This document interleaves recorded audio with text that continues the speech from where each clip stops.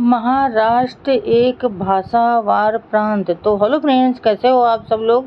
उम्मीद करती हूँ सभी लोग अच्छे होंगे। तो फ्रेंड्स, नंबर 10 में इस तत्व को जानता और मानता हूँ कि मेरा ये सुझाव भाषावार प्रांतों की प्रचलित अवधारणा के प्रतिकूल जाता है। आज की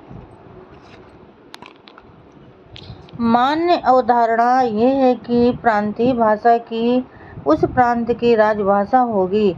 मैं भाषावार प्रांतों के निर्माण के खिलाफ नहीं हूँ, किंतु मुझे इस बात से कड़ी आपत्ति है कि केंद्र की राजभाषा से भिन्न होने के बावजूद भी प्रांतीय भाषा को वहाँ की राजभाषा बनाया जाए। मेरी यह आपत्ति निम्नलिखित कारणों से है।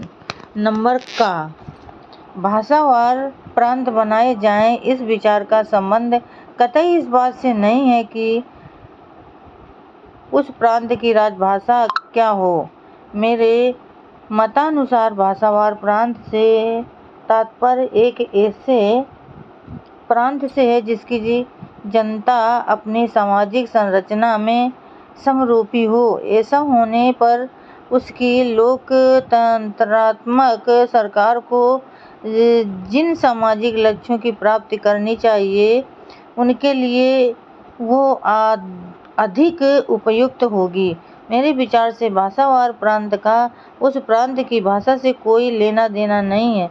भाषावार प्रांतों की योजना में वहाँ की भाषा की भूमिका अनिवार्यतया महत्वपूर्ण है, किंतु ये भूमिका प्रांत के निर्माण तक ही सीमित रखी जा सकती है, अर्थात इसका उपयोग उस प्रांत की सीमाओं के रेखांकन तक ही किया जाना चाहिए। भाषावार प्रांतों की योजना में ऐसी कोई दो टूक अनिवार्यता नहीं है जो हमारे लिए उस प्रांतीय भाषा को वहाँ की राजभाषा भी बनाने के लिए बाध्यकारी हो। उस प्रांत की सांस्कृतिक एकता बनाए रखने के लिए न ही एक जरूरी है कि उस प्रांत की भाषा को ही वहाँ की राजभाषा बनाया जाए।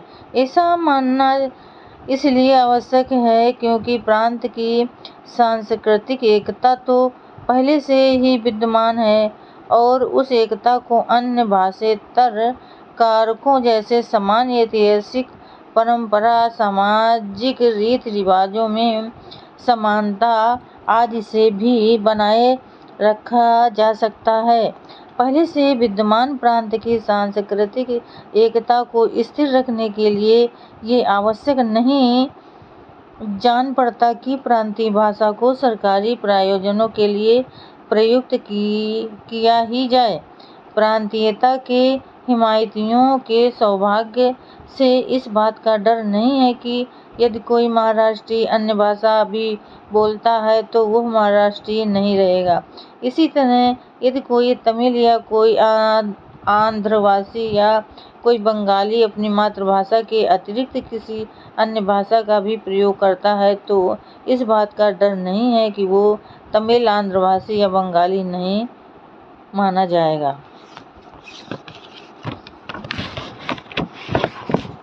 नंबर खा भाषावार प्रांतों के लिए एड़ी चोटी का जोड़ लगाने वाले हिमायती भी निश्चय ही यह कहकर आपत्ति प्रकट करेंगे कि वे भी नहीं चाहते कि प्रांतों को अलग अलग राष्ट्रों के रूप में बदल दिया जाए। उनकी नेक नियति पर अविश्वास नहीं किया जाना चाहिए।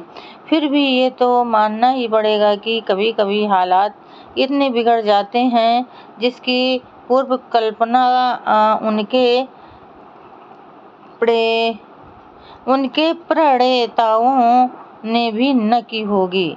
इसलिए ये परमावश्यक जान पड़ता है कि शुरू से ही कदम फूंक फूंक कर ही उठाए जाएं ताकि आगे चलकर बुरे दिन देखने की नौबत ही न आने पाए। इसलिए इस बात में किसी तरह की बुराई नजर नहीं आती कि यदि रस्सी को एक ओर ढील देनी हो तो उसे दूसरी ओर कसकर बांध लेना चाहिए। हमें प्रांतीय नंबर हमें प्रांतीय भाषा को वहाँ की राजभाषा नहीं बनने देना चाहिए।